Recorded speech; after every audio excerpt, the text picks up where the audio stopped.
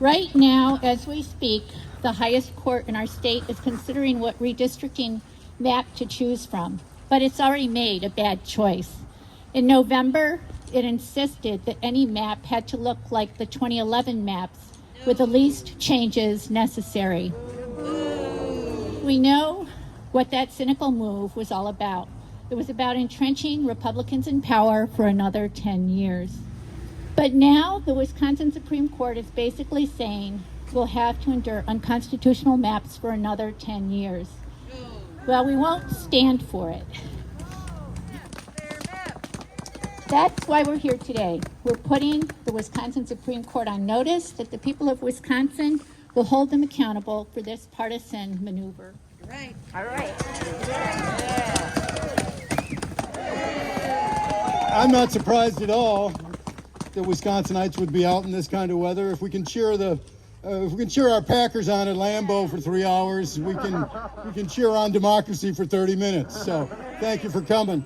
And we need to cheer on our democracy. We need to do more than that. We need to defend our democracy, because our democracy is being sabotaged right before our very eyes.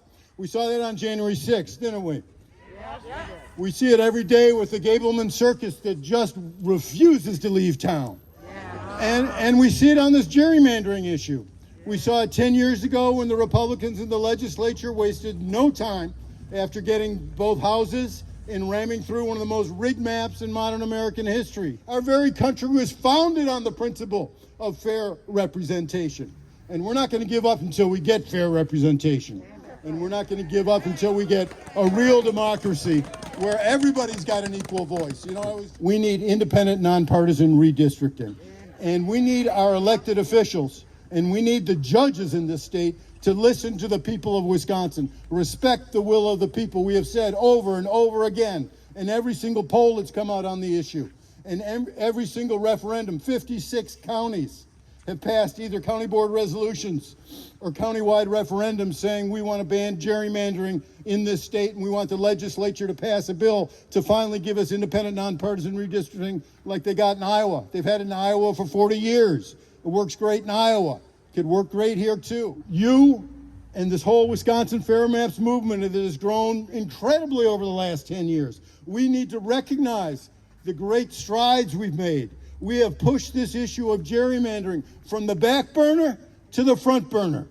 And now all we need to do is crank up the heat. So I want all of us to keep at this. We will not sit still for a Wisconsin Supreme Court that ratifies the rigged maps of 2011 yet again and tries to make us endure for 10 more years rigged maps. Because we are going to crank the heat up so high that anyone who's running for any office, whether it's for judge, whether it's for state assembly, whether it's for state senate, or whether it's for the governor, if they do not pledge to give us fair maps, they will not have an office to sit in. Used to be all of Iowa County was in one district, and it almost filled the whole district, just needed a little more from the west. Now, there are no counties in District 51 that are whole counties. We've got a system right now where the politicians and the political parties get to choose who their voters are. How is that fair?